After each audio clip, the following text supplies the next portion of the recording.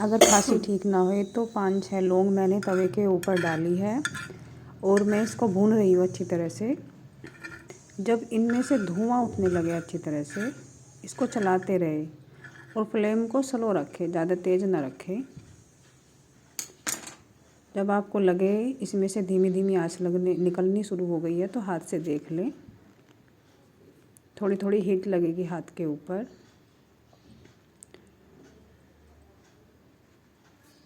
उसके बाद आपने फिर इसमें स्टीम लेनी है।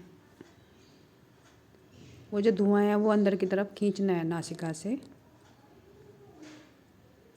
नाक से पूरा खींचे। कम से कम 1 मिनट स्टीम